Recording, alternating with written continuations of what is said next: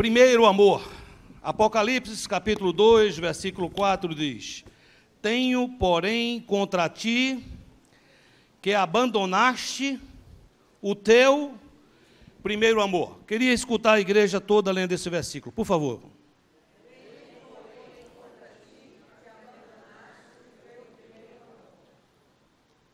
Queridos, meu objetivo não é estar aqui lendo o livro com vocês e pregando o livro, porque você já comprou. Se você não comprou, compre. As pessoas que estão lendo me procuram, dizendo: uau, pastor, estou gostando, está sendo uma bênção, Deus está falando comigo.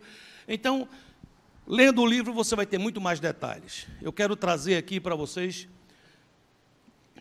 verdades pontuais, para que nos anime a andar, entendendo que um dia, Jesus Cristo de Nazaré, aquele que é apresentado como o noivo da igreja, para representar o seu amor, o seu cuidado, já livre do seu tempo de carne, já livre de um corpo mortal, já num corpo glorificado, sentado à direita do Pai, com visão completa sobre tudo, ele se preocupa para nos ensinar verdades essenciais para ter uma vida bem-sucedida.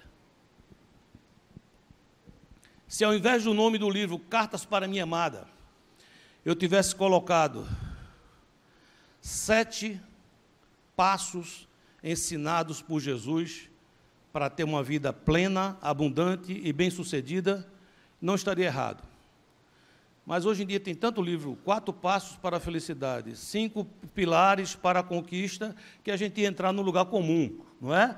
Então, quando a gente fala Cartas para Minha Amada, é para você entender que é o coração de um noivo, apaixonado por você, que está dizendo a você assim: eu conheço você. Não pense que eu não conheço você. Eu conheço o teu deitar, o teu levantar, sei da tua alegria, do teu sorriso, do teu choro. Eu conheço tudo. Eu conheço você profundamente. E eu quero conversar com você, eu quero falar o teu coração. Amém, queridos? Nós sabemos que quando falamos de Apocalipse, tem muitas coisas em comum, principalmente quando lemos as cartas, elas sempre são endereçadas ao anjo da igreja, simbolizando a autoridade, o pastor que está naquele lugar. Jesus declara: eu conheço as tuas obras, como eu já falei, nos mostrando que ele sabe o que eu estou passando e o que cada comunidade local passa. Ele tem promessas para aquele que vencerem. Sempre tem advertência aos faltosos, no sentido de: sai daí, levanta, dá tempo, vamos lá. Sempre tem essa palavra. E sempre tem um solene refrão que diz: quem tem ouvidos para ouvir, ouça. E isso é muito forte, porque muitas vezes temos ouvidos, todos nós que estamos aqui temos ouvidos, mas nem sempre temos ouvidos para ouvir. Pergunta a você mesmo: hoje os seus ouvidos estão abertos para ouvir essa mensagem? Pergunte a você mesmo: os seus ouvidos hoje estão abertos para escutar essa palavra? Porque o refrão, a palavra que sai da boca do noivo continua: quem tiver ouvidos para ouvir, ouça. Quando o Senhor escreve 7 cartas, não é porque só existissem 7 igrejas. Para o hebreu, para o judeu, o número 7 tem um significado especial. Dava a ideia de ciclo completo. Dava a ideia de algo que tem começo, meio, fim e se completa. Inclusive no mapa, quando você vai ver aquelas 7 igrejas da Ásia Menor, elas meio que formavam um círculo.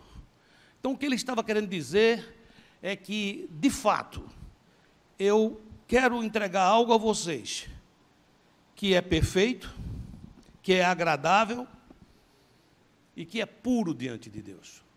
Quando a gente entende tudo isso, queridos, e a gente começa a ler essa carta, a gente começa a pensar assim: o que é que tem a ver um ambiente apocalíptico com primeiro amor? Quando a gente fala em primeiro amor, muitas vezes a gente pensa em romance, né? Quando alguém fala assim, essa semana mesmo, a minha sogra fez 78 anos, meu sogro se esmerou para fazer uma poesia lindíssima para ela, colocou a poesia na rede social, em tudo, mas minha sogra, ela é muito assim, espirituosa, muito engraçado o jeito dela. E eles fizeram uma festa e ele foi recitar a poesia, e recitou, e ao final estava todo mundo emocionado. E ele começa a poesia dizendo assim: você foi e sempre será o meu grande amor. Então, isso foi suficiente para no final ela dizer assim: Se eu sou o seu grande amor, é porque deve ter existido um pequeno por aí, né? É só minha sogra mesmo, né? Então, quando a gente pensa em amor, a gente pensa em romantismo, pensa em coisa desse tipo. O que isso teria a ver para o que o Senhor, conversando com a sua igreja em Éfeso, fala primeiro amor? Por isso que é importante nós entendermos o que é que ele queria dizer com relação a isso. É muito mais do que um romantismo. É muito mais do que aquelas canções antigas. Eu me lembro quando eu era muito pequenininho mesmo.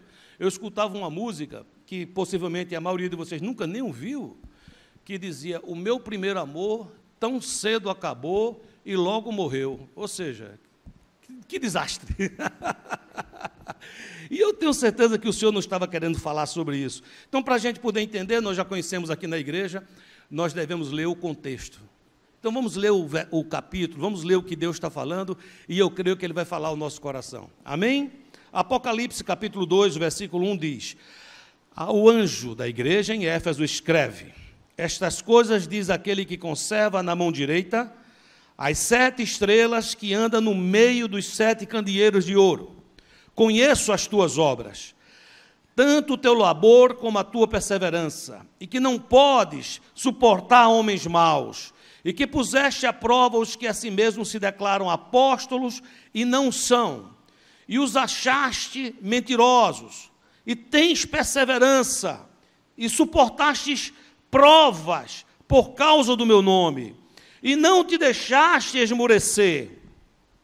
Tenho, porém, contra ti, que abandonaste o teu primeiro amor. Lembra-te, pois, de onde caíste, arrepende-te e volta à prática das primeiras obras. E se não, eu venho a ti e moverei do seu lugar o teu candeeiro, caso não te arrependas. Tens, contudo, a teu favor que odeias as obras dos nicolaítas, as quais eu também odeio. Quem tem ouvidos, ouça o que o Espírito diz às igrejas. Ao vencedor, dar-lhe-ei que se alimente da árvore da vida que se encontra no paraíso de Deus. A primeira coisa que me chama a atenção, quando eu leio isso aqui, é que há uma advertência muito séria. Ele fala assim: se você não me ouvir, eu vou transferir o candeeiro que eu te dei.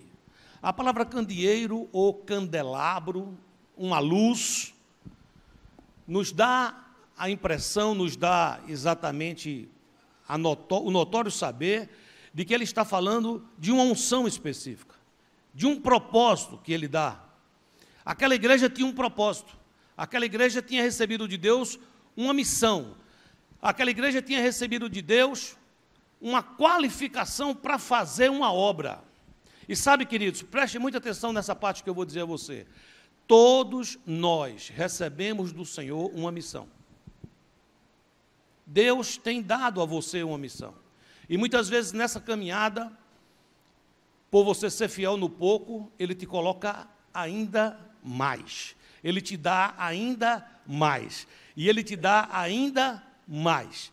Porém, a advertência aqui é que se eles não voltarem ao primeiro amor, essa unção, essa qualificação vai ser retirada. O que significa isso, queridos?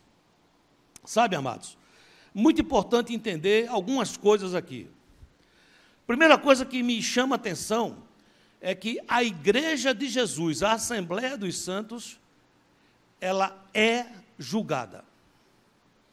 Muitas vezes a pessoa diz assim: eu sou filho de Deus, eu sou ungido do Senhor, não aceito que você fale nada contra a minha vida. Sabe, meus amados, a primeira coisa que o Senhor está mostrando aqui é que se você é luz, se você brilha, é natural que você seja visível, e é natural que as coisas em você sejam mais vistas do que nos outros. A segunda coisa muito importante é que ele está dizendo o seguinte: eu te dou uma posição, mas se você for desleixado com essa posição, eu vou transferir essa posição para outra pessoa. Isso é quase como dizer assim: eu vou desligar você dessa fonte espiritual que lhe capacita para fazer essas coisas. Eu fui estudar um pouco sobre Éfeso, e no dicionário de R.N. Champlin, ele diz assim: historicamente, se tomarmos Éfeso como cidade literal, ou seja, a cidade de Éfeso, que era uma cidade linda, uma cidade portuária, uma cidade pujante, ele diz assim: se nós olharmos para essa cidade hoje, se você viajar e for hoje visitar Éfeso, literalmente o candeeiro ou o candelabro foi movido. Éfeso não é nem sombra da portentosa cidade portuária que foi um dia. Nem tem vestígios da forte igreja que existiu ali. A pequena vila que existe perto de onde foi a cidade não tem um cristão. Está entendendo ou não? Tinha uma igreja forte em Éfeso. Quantos cristãos tem lá hoje? É uma vila islamita. Até mesmo templos que foram construídos, hoje são ruínas. Seu porto é uma poça formada pelos juncos, infestado de malárias e outras pestes. Você entende que quando Éfeso não obedeceu ao que o noivo disse, e que esse candeeiro foi movido, saiu dela a energia, saiu dela a unção, e ela foi se degradando ano após ano, século após século, até existir apenas ruínas. Deixa eu começar aplicando um pouco para a nossa vida aqui, porque uma das coisas que tem me encantado nessas cartas é que, de fato, ela é de uma magnitude tal que ela serve para a igreja universal de Cristo, a igreja que sempre existiu, essa igreja mística espalhada na face da terra.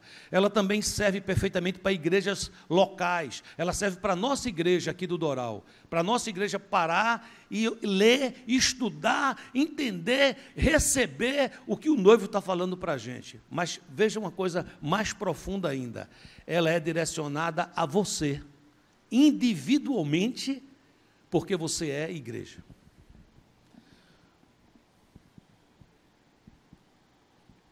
Se eu me afasto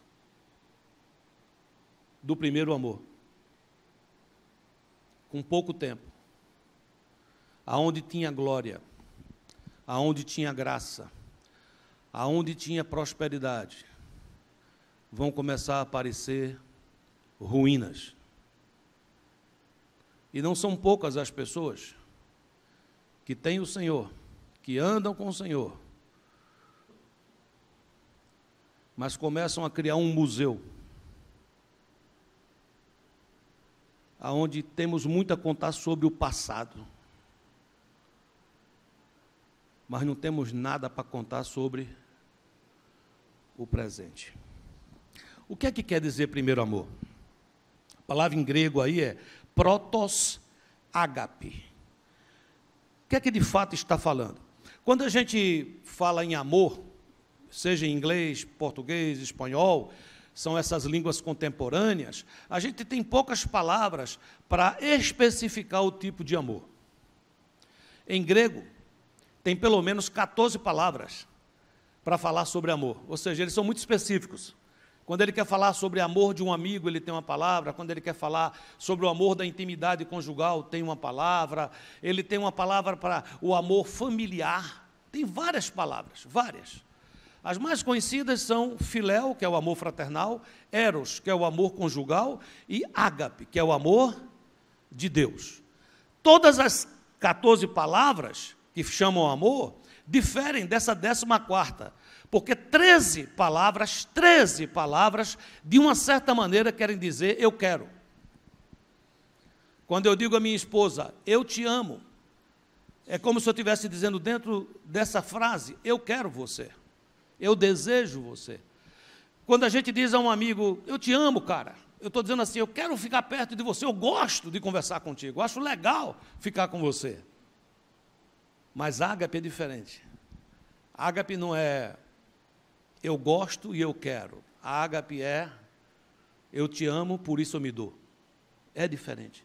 Porque Deus, ágape, o mundo, Deus amou ao mundo de tal maneira que Ele o quê?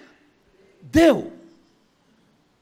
Então, o que ele está falando aqui não é um tipo de amor sentimental, não é um tipo de amor romântico, ou como muitos às vezes dizem, o primeiro amor é o amor do novo convertido, porque o novo convertido é muito fervoroso. O novo convertido, quando ele encontra a palavra, encontra Jesus, ele é muito animado, ele prega onde vai, ele não tem vergonha de Jesus, mas parece que esse novo convertido, com o tempo, se acostuma e diminui o seu fervor. Então a gente diz, olha, perdeu o primeiro amor. Mas não é isso que ele está dizendo. Não é isso que ele está dizendo.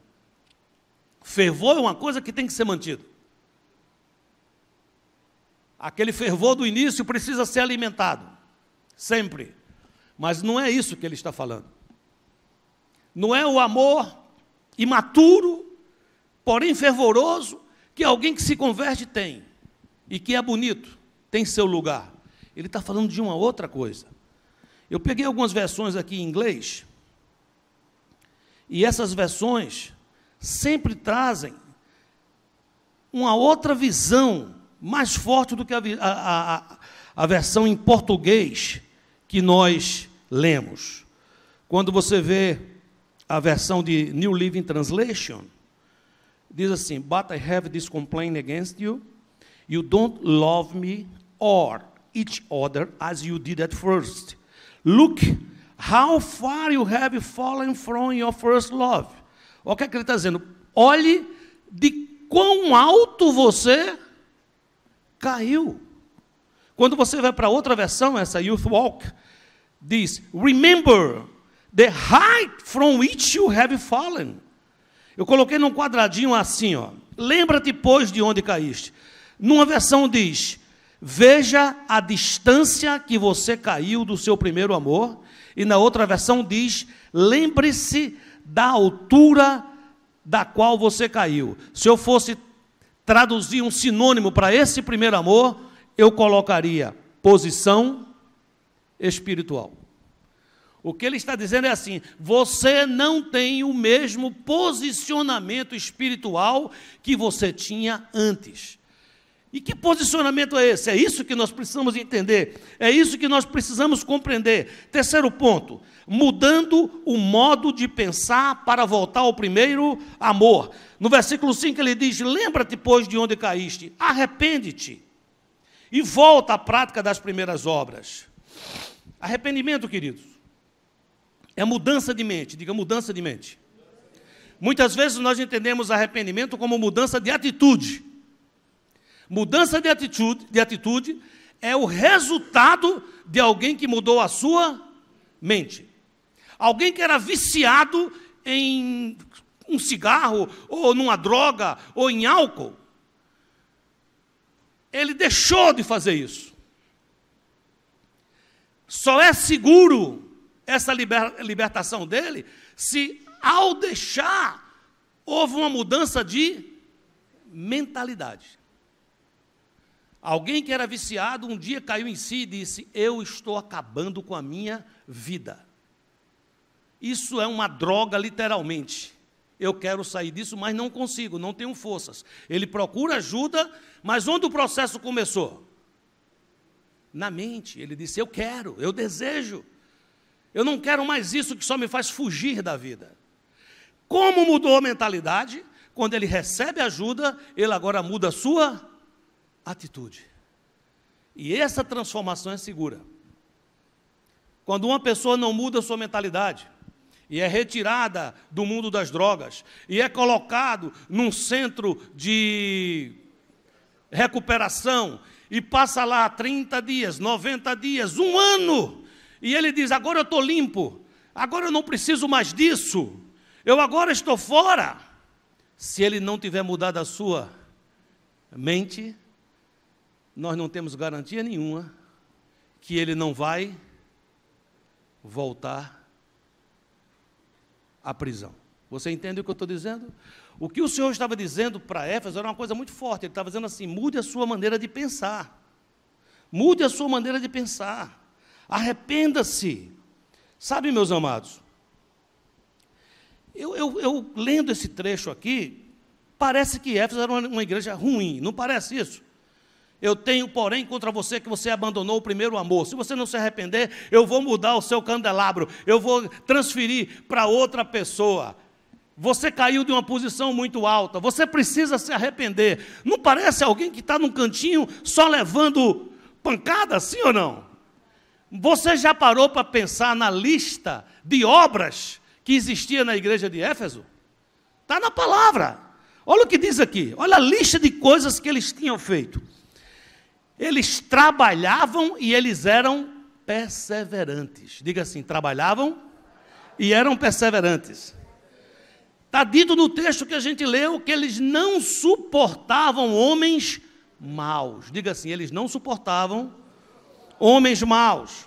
E tem mais, eles puseram à prova os que a si mesmos se declaravam apóstolos e não eram. E ainda denunciaram os mentirosos. Éfeso não era uma igreja covarde. Éfeso não era uma igreja frouxa. Éfeso, você não pensa que era uma igreja que você ia chegar lá e encontrar todo mundo parado, sei não, estou cansado. Não era, não. Era uma igreja ativa. Ativa. Eles tinham perseverança de suportar provas por causa do nome do Senhor. Eles odiavam as obras dos nicolaítas, que o Senhor também odiava. E por que estava faltando o primeiro amor? Você imaginou uma coisa dessa? Se a gente trouxesse para o tempo de hoje, Éfeso era uma igreja que chamava pecado de pecado, não admitia coisas erradas no meio dela, disciplinava aqueles que eram rebeldes, não se associavam com falsos cristãos, falsos profetas, eles denunciavam os falsos profetas, diziam, está vendo esses caras que estão pregando aí em nome de Jesus? São falsos, porque eles estão fazendo isso por dinheiro, eles estão fazendo isso por fama, eles estão fazendo por qualquer coisa, mas eles não têm vida. Era uma igreja forte, queridos, uma igreja atuante, amados, uma igreja que odiava essas falsas doutrinas. O que estava faltando? Por que Deus simplesmente não dá um elogio a essa igreja e diz, good job? Sabe, queridos, às vezes na luta, para sustentar o que é certo, pode-se chegar a um lugar vazio e sem amor. Às vezes, na luta, para sustentar o que é certo, pode-se chegar a um lugar vazio e sem amor. Esta é a hora que deixamos de ter com Deus um relacionamento prazeroso e começamos a praticar atos litúrgicos. O nome disso é religiosidade. Está entendendo ou não? Éfeso estava muito certa em não concordar com essas práticas dos nicolaítas, de repreender os falsos apóstolos, de disciplinar os falsos cristãos, de andar em santidade. Ela estava correta. O problema é que na caminhada é mais comum do que a gente pensa trocar o relacionamento com Deus por um conjunto de normas. Não faça, não toque. E começa a se levantar o grupo daqueles que dizem, eu me orgulho porque graças a Deus eu não faço, eu não toco, eu não ando com esses e eu não faço aquilo. Mas eu tenho uma coisa contra você. Você abandonou o primeiro amor.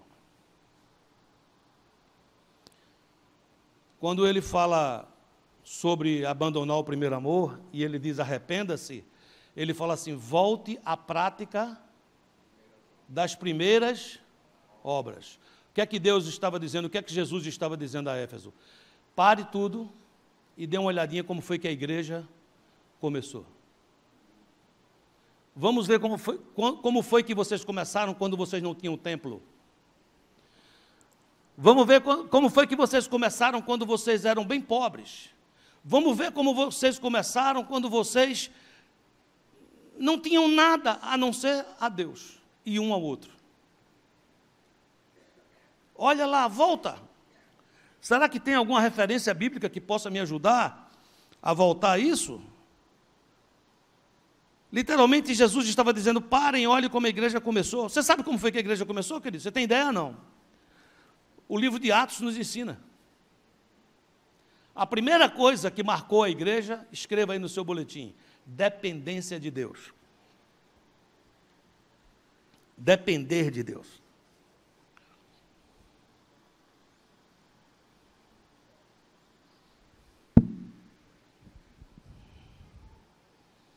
Em Atos capítulo 1, versículo 3 diz, a estes também, depois de ter padecido, se apresentou vivo com muitas provas incontestáveis, aparecendo-lhes durante 40 dias e falando das coisas concernentes ao reino de Deus.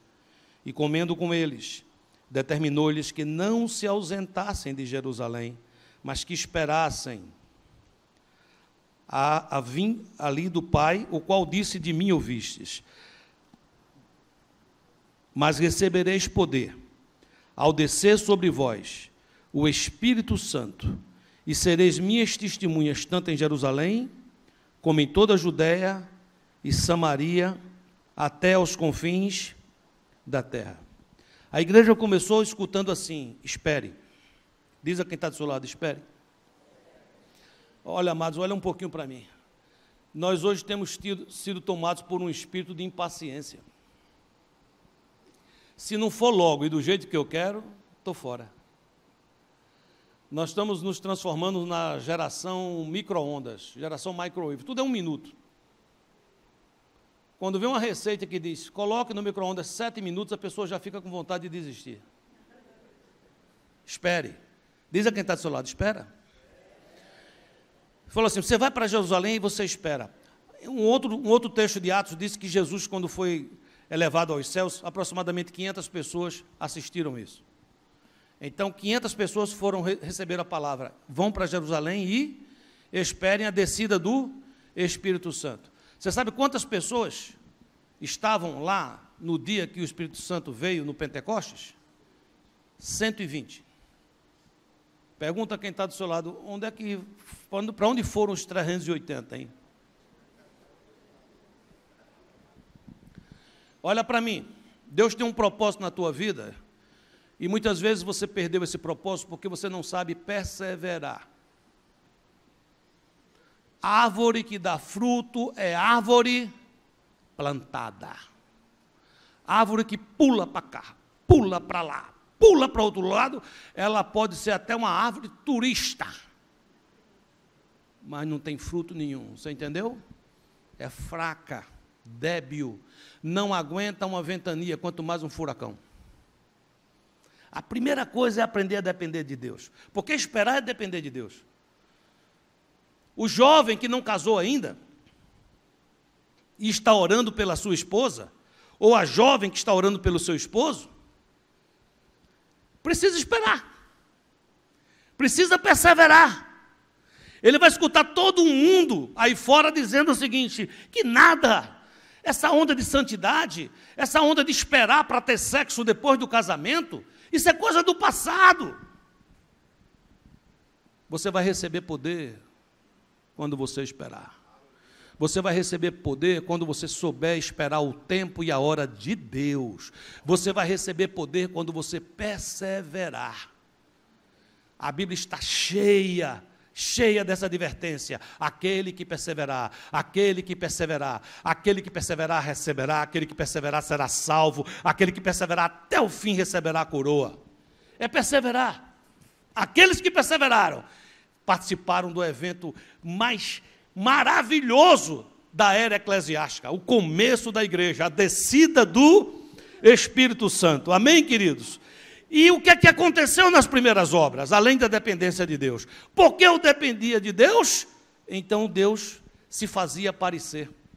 Coloca aí, presença sobrenatural de Deus.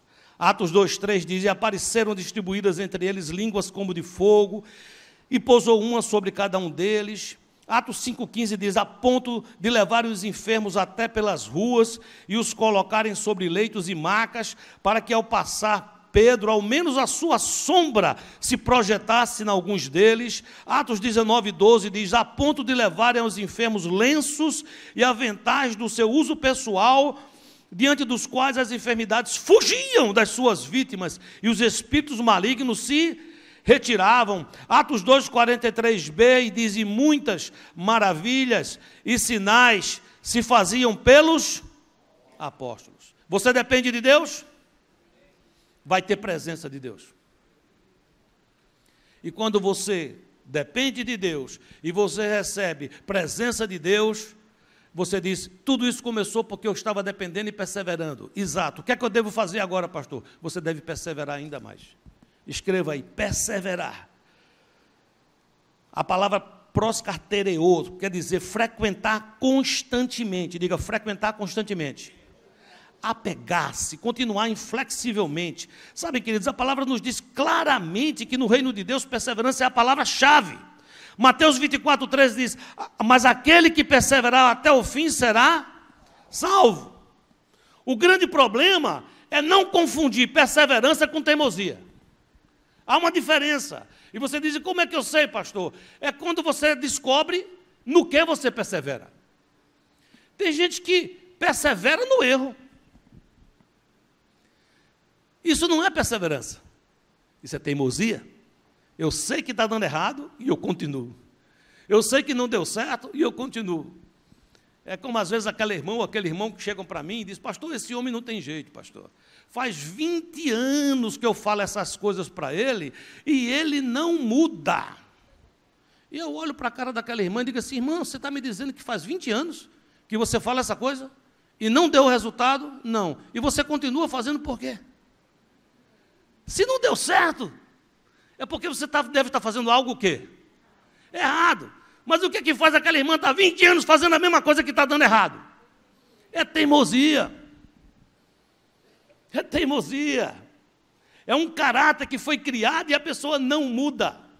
Porque olhe para mim que eu quero dizer a você: se você entrar por essas portas, se você sentar nessas cadeiras, mas você não se arrepender, se você não mudar a sua mentalidade, você pode se vestir de discípulo, você pode falar como discípulo, você pode parecer como discípulo, você pode cantar como discípulo, você pode até arranjar um perfume aí que pareça com perfume de discípulo, mas você não é discípulo. Sabe, queridos? Uma vez eu vi uma comparação, e eu vou falar dessa comparação. Se você não gostar, não fique com raiva de mim, não. Fique com raiva de quem inventou. Estou só transferindo. Ele disse que uma certa pessoa resolveu ter um animal de estimação e ele escolheu um porquinho. Porquinho cor-de-rosa, bonitinho. Ele deu um banho no porquinho. O porquinho ficou limpinho. Ele levou para dentro de casa. Arranjou, sabe aquele negócio de cowboy que bota no pescoço? Como é o nome daquilo? É um lenço, é? Botou um lencinho daquele no porquinho. O porquinho ficou lindo. Em cima botou um laçarotezinho de fita. Toda semana dava um banhozinho no porquinho. O porquinho ficava lá, bonitinho. Um dia houve um problema. Ela esqueceu a porta da casa aberta. E o porquinho fugiu. E saiu procurando de casa em casa. Meu porquinho entrou aqui? Não, não teve porquinho aqui não. Foi na outra casa e bateu. Meu porquinho teve por aqui? Não teve aqui não. Até que alguém teve uma certa ideia. Disse: é porquinho? É. Aqui atrás tem um charco. Tem uma lama. E a pessoa pensou: não, meu porquinho cor-de-rosa, bonitinho, lavadinho, não vai para a lama. Você não imagina a surpresa. Quando ela chegou lá, quem estava lá? Deitadão. Parecia que estava numa jacuzzi. Por que será, hein? Pergunta aqui do seu lado: por que será? Tem que mudar, queridos. De dentro para fora. Tem que mudar de dentro para fora. Você ainda está aqui comigo? O que é que significa primeiro amor, igreja? O Senhor estava dizendo assim: volte a praticar as coisas que vocês praticavam no começo. Olha o que diz Atos 2:42. E perseveravam na doutrina dos apóstolos. Você sabe o que é a doutrina dos apóstolos? Tem alguma ideia? Está nas cartas. Se você lê Éfeso, se você lê Coríntios, se você lê Romanos, nessas cartas estão escritas as doutrinas dos apóstolos. Lá está dizendo algumas coisas muito importantes. Lá está dizendo que você é salvo pela graça, mediante a fé, que isso não vem de você, isso é dom de Deus, não vem das obras para que ninguém se glorie. Porém, lá também está dizendo que uma vez que você é salvo pela fé e pela graça, você agora está apto para começar a praticar as boas obras que Deus preparou de antemão para que você andasse nela. Então, não somente eu sou salvo pela graça, mas a graça me transforma. E como é que acontece, pastor? Aquele que mentia, não minta mais. Aquele que roubava, não roube mais. Antes trabalhe para ter para você e para ajudar quem precisa. Aquele que gritava com a sua esposa, que a tratava mal, pare com isso em nome de Jesus. E passe a amar a sua esposa como Cristo amou a igreja. Aquela mulher que enganava, manipulava seu marido para que as coisas acontecessem do jeito dela, e depois dizia, eu te avisei, eu te disse, está vendo como eu te disse? Ela mudou o jeito. Ela hoje é uma mulher de oração, ela hoje é uma mulher que se submete ao esposo, ela hoje é uma mulher que entrega o esposo em oração diante do Senhor, e por causa disso, sem palavra alguma, ela ganha seu esposo. Aquele pai abusador, que gritava, que berrava, ele passa a ser modelo para os seus filhos. Ele passa a ser aquele homem que quando o filho escuta, papai chegou, ele fica feliz. Ele não tem medo, ele não tem pavor porque papai chegou. Aquela mãe que antes era super protetora e que o filho já sabia, quando eu errar, papai quer me pegar, mas se eu fui me esconder embaixo da saia da mamãe, tudo se resolve. Ela mudou. Ela passou a entender que amor de verdade não é cúmplice de erros. Amor de verdade é aquele que chama a parte e corrige. Você ainda está aqui? A doutrina dos apóstolos. A doutrina dos apóstolos. É a doutrina que diz, vista a armadura de Deus, para que você possa resistir às astutas ciladas do diabo. É a doutrina dos apóstolos, quando Tiago se levanta e diz, não seja somente ouvinte da palavra, se enganando com falsos discursos, mas comece a praticar aquilo que você escuta, porque aí tem frutos. É a doutrina dos apóstolos, que diz, filhinhos, essas coisas eu vos escrevo para que vocês não pequem. A regra é, qual é a regra? Não peque. Mas se alguém pecar, nós temos um advogado junto ao Pai, Jesus Cristo justo, e se confessarmos, não é se ocultarmos, se confessarmos os nossos pecados, Ele é fiel e justo para nos perdoar os pecados e nos purificar de toda injustiça. Isso é a doutrina dos apóstolos, eles perseveravam. Você fala, por que eles perseveravam, pastor? Porque muitas vezes você abraça a doutrina dos apóstolos, você começa a andar bem na doutrina dos apóstolos, mas você cansa no meio do caminho. E você diz, e por que eu canso, pastor? Porque tem uma onda aí fora, uma gigantesca onda, dizendo para você fazer o contrário. Ora, querido, você acha que é fácil, muitas vezes, uma pessoa está aqui na igreja, vê um casar e ele não casa. Vê o outro casar e ele não casa. A irmã está aqui na bênção, já foi chamada para ser daminha de honra bem em 20 casamentos. Aí chega um amigo e diz, vamos para a balada. Não sei se você conhece essa palavra, balada. Já ouviu falar, não? Não é ser abalado, vai ser abalado depois, é balada. É ir para uma dança, é conhecer outras pessoas. Porque se você quer casar, você precisa procurar onde tem mais o quê? Opções. Se você fica só dentro da igreja, as opções são muito poucas. Então vamos procurar lá onde tem mais gente. O problema é que aquele que você vai encontrar lá, ou aquela que você vai encontrar lá, possivelmente é alguém que ainda é habitante do reino das trevas. Jamais será teu sacerdote. Jamais será tua esposa fiel. Você está me acompanhando ainda ou está com vontade de correr? Persevera, estou terminando. Diz a quem está do seu lado, diga, aguenta a onda aí, diga. Eles perseveravam na comunhão e no partir do pão. Quando você vê numa outra versão, ele diz assim: eu tenho algo contra vocês. Vocês não me amam nem um ao outro, como vocês fizeram no começo. Queridos, isso é impressionante. Aquela igreja era uma igreja dedicada, uma igreja que cuidava das coisas, mas ele está dizendo assim: você não me ama nenhum ao outro, como você me amava no começo. O que é que ele está dizendo? Ele está dizendo assim: você quer me amar?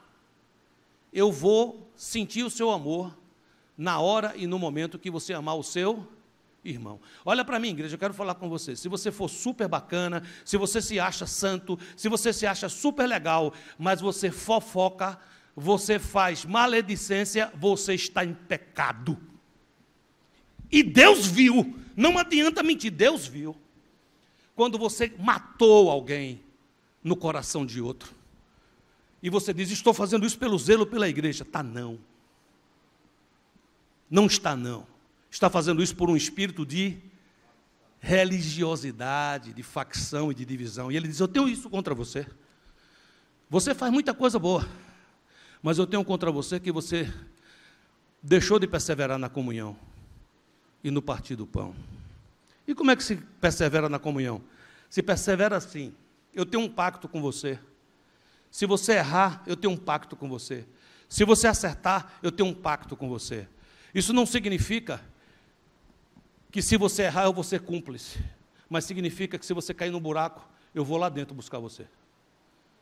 Significa que se você tropeçar, eu não vou ser aqueles que vão ficar do lado de fora apontando para você, não. Eu vou ser aquele que vou chegar do teu lado e vou te levantar. Eu tenho contra você que você não me ama, e nem ama mais um ao outro como vocês fizeram no começo. Não basta fazer o dever de casa, viu, igreja? Igreja que é igreja tem relacionamento. Igreja que é igreja ama um ao outro. Fora disso, queridos, pode ser qualquer nome, menos igreja. Pode ser show, espetáculo, eventos, mas não é igreja. Eles perseveravam nas orações. Nas orações. Sabe o que é que significa perseverar nas orações? Você tem ideia, não? Eu vou explicar para você. Você está aqui comigo ainda? Está tendo uma campanha de oração na igreja, 21 dias. Estou desempregado. Então eu faço um voto a Deus. Virei 21 dias. E colocarei 21 pedidos na caixinha de oração. Quero o meu trabalho. Quero o meu trabalho. Quero o meu trabalho. Quero o meu trabalho. No final eu recebo o meu trabalho e eu digo: glória a Deus, deu certo. Mas não é isso que ele está falando, não. Ele está falando assim: você não está precisando de trabalho. Você está saudável. Você está super bem. E se marca 21 dias de oração. E você vem os 21 dias de oração, porque você ama o Senhor e você ama seu irmão. Você diz: eu vou lá, porque pode ser que um irmão esteja precisando da minha oração. É diferente ou não? Você consegue entender a diferença? Não estou invalidando aquele que vem porque está débil, debilitado e que precisa. Venha, amém? Mas quando você receber, começou agora. Por que eu estou dizendo a você que o primeiro amor não é apenas o amor do novo convertido? O novo convertido está fervoroso, está contente, porque ele estava faminto. Ele estava sujo, ele estava lá fora. Ele chegou, ele foi lavado, ele recebeu vestes novas, ele sentou na mesa, ele foi recebido como filho, e ele está muito alegre com tudo isso. Amém, queridos? Mas esse fervor, porque eu estou sendo atendido, se transforma em primeiro amor, quando eu me levanto e digo: opa, quero servir a mesa. Não apenas comer, não apenas participar, eu quero servir a outros que estão famintos. Com amor, olha para quem está do seu lado e fala assim: você está entendendo? Eu tenho contra você que você não me ama mais, porque você não ama o outro como você amava no começo.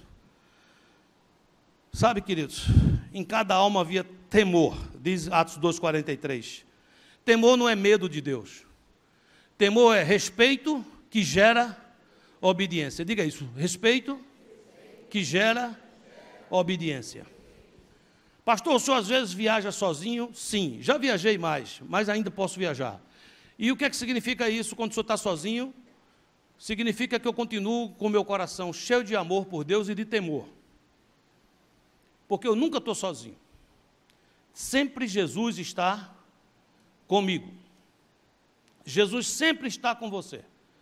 E se você permite que o temor ao Senhor esteja no seu coração, você pode estar com uma multidão, você pode estar sozinho, mas esse respeito que você tem por Deus vai gerar no seu coração uma conduta obediente, quer você esteja na frente do seu cônjuge ou não. Você está sozinho no seu computador, não tem ninguém olhando. Você está sozinho no seu computador, mas você tem temor a Deus. Você está entendendo a diferença, sim ou não? Você recebe um WhatsApp estranho, estranhíssimo, e a sua carne diz, recebe, fala, mas você tem temor a Deus. Você está me acompanhando? Você está no seu trabalho e você recebe uma proposta para ganhar dinheiro e que parece que tem um certo cheiro de enxofre, ou seja, aquele cheiro que vem lá do inferno. E você escuta aquela voz dizendo, vai que é tua, Tafarel. Mas você não vai. E eu não vou por quê, pastor? Porque você tem o seu coração cheio de temor, respeito que gera obediência. Eles tinham unidade. Todos os que criam estavam juntos e tinham tudo em comum. Eles disponibilizavam seus bens, vendiam suas propriedades, fazendas, repartiam com todos, segundo cada um tinha necessidade. Como é que eu posso comer se meu irmão está com fome? A visão vida com vida significa o seguinte, a tua dor é a minha bênção é a tua bênção, e eu vou morrer, se Deus permitir, aqui nesse púlpito, pregando isso e buscando viver isso. Se você tiver com fome e eu tiver um prato de comida, você já tem metade do meu prato.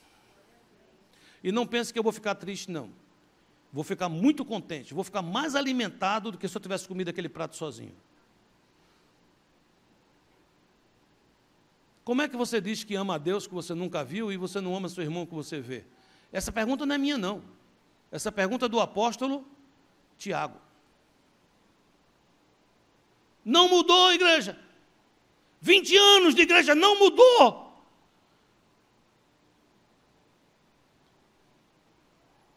Eu estou escutando as mensagens que eu preguei em 2005. Recebendo e chorando e sendo ministrado. E uma coisa me alegra cada vez que eu termino uma mensagem, é que nada mudou dentro do meu coração. Nada mudou dentro de mim. Eu estou aqui para pregar o mesmo evangelho que eu comecei a pregar em 1998, numa casa. A primeira vez que eu abri a Bíblia e disse, eu quero falar para vocês sobre o que é ser discípulo de Jesus. Não mudou e nem vai mudar. Nós não vamos fazer uma igreja popular. Nós não vamos fazer uma igreja self-service. Nós não vamos fazer uma igreja para atender a moda, o que estão querendo agora. Eu quero fazer uma igreja que o noivo olhe para ela e diga assim, eu estou contente com vocês porque vocês não abandonaram o primeiro amor.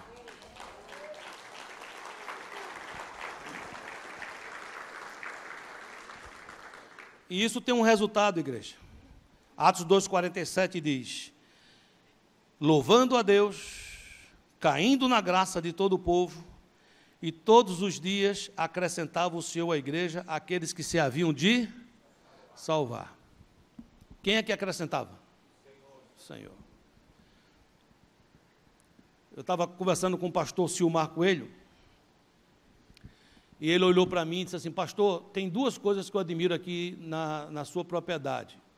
A primeira é que ela é muito bem cuidada, muito bonita, muito bem aproveitada, é um presente de Deus.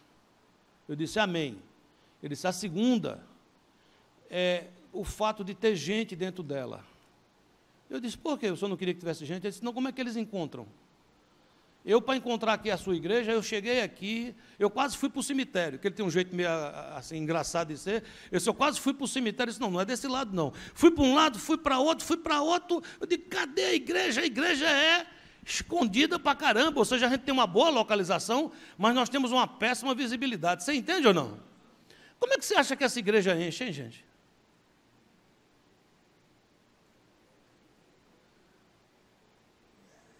Não tem placa. A gente não coloca ali sabe aquele boneco do posto? Vida com vida ali, não perca, a gente não coloca.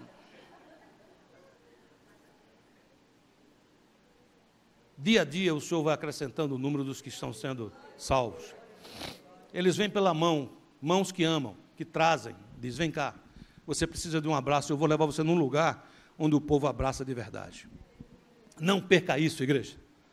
Nós podemos perder qualquer coisa, mas não perca a prática das primeiras obras. Continue vida com vida. Continue. Quando o seu corpo disser, não sinta a dor do seu irmão, porque muitas vezes a carne diz, não, você não pode, você tem que ter limites, você tem que colocar. Você repreende isso em nome de Jesus, crucifica essa carne, olha nos olhos do teu irmão e diz, está valendo ainda. A tua dor é minha dor. A minha bênção é tua bênção. A minha casa é tua casa. Eu estarei contigo, meu irmão, nos momentos de alegria e nos momentos de tristeza. Você sabe qual é a promessa para a igreja de Éfeso? Vamos terminar com esse versículo? Olha o que diz lá. Quem tem ouvidos, ouça o que o Espírito diz às igrejas. Ao vencedor, dar-lhe-ei que se alimente da árvore da vida que se encontra onde? Você lembra a história do Éden? Você lembra que tinha uma árvore chamada árvore da vida? Você lembra que Adão e Eva comeram da árvore do conhecimento do bem e do mal? Você lembra que Deus disse, coloca um anjo na frente da árvore para que Adão e Eva não comam da árvore e não venham a viver eternamente em pecado. Ele está dizendo que você, igreja, que volta ao primeiro amor. Você, igreja, que volta ao primeiro amor. Vai ver aquele anjo com a espada de fogo abrir o caminho e dizer, come da árvore da vida e vive eternamente em nome de Jesus. Glória a Deus. Deixa eu orar por você, vamos ficar de pé.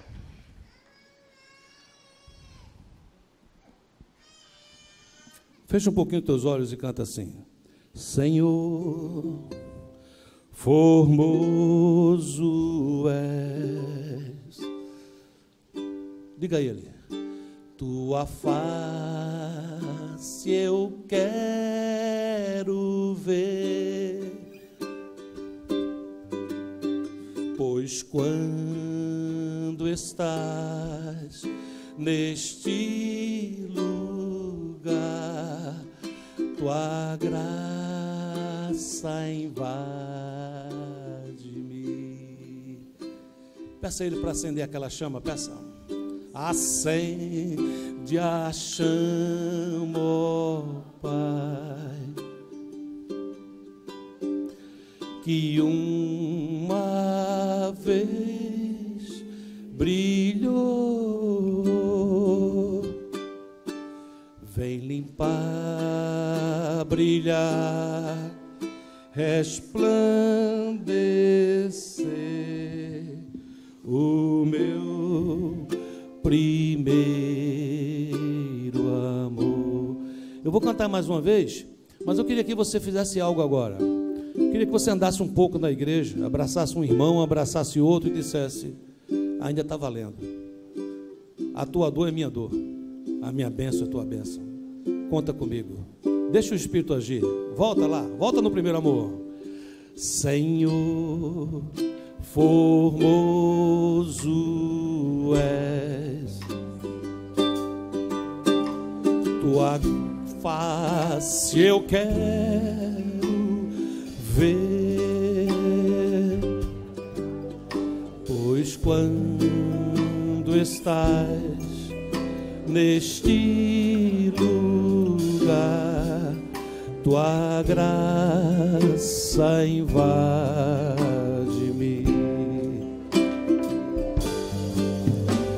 Acende a chama, ó Pai,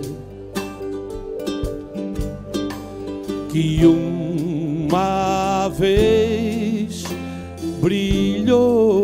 brilhou, vem limpar, brilhar, resplandecer, o meu primeiro amor, o meu primeiro.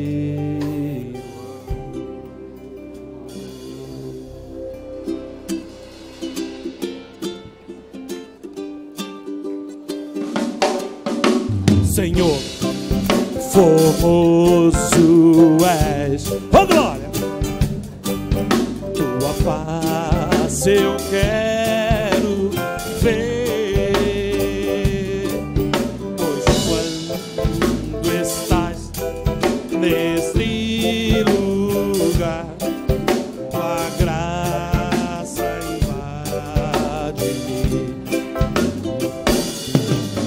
acende a chama, ó Pai, que uma vez brilhou. Vem limpar, brilhar, resplandecer, o meu primeiro amor, o meu primeiro amor, o meu primeiro amor. Canta ao Senhor, Senhor, formoso és, tua face eu quero ver, pois quando estás neste lugar, tua graça invade-me. Oh, acende a chama, ó Pai, acende a chama, ó Pai, que uma vez brilhou. Vem, vem, vem limpar, brilhar, resplandecer, o meu primeiro, o meu primeiro amor, o meu primeiro amor. Glória a Deus.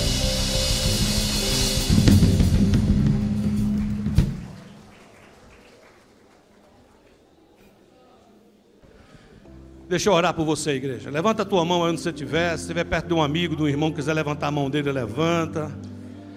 Senhor, nós somos tua igreja. Uma igreja aplicada, uma igreja que luta, Senhor, para fazer a tua vontade. Mas nós sabemos que não interessa ao Senhor apenas que a gente faça o homework, apenas que a gente seja uma igreja aplicada, uma igreja que faça a tarefa de casa. O Senhor deseja que a gente esteja, volte, permaneça, persevere no primeiro amor. Incendeia nossos corações essa semana. Dá-nos, Senhor, lembranças, desejo, vontade de buscar o irmão, buscar a face do irmão, sabendo que ao encontrar a face do meu irmão, eu encontro a tua face, sabendo que o Senhor escolheu ser amado na vida do meu irmão.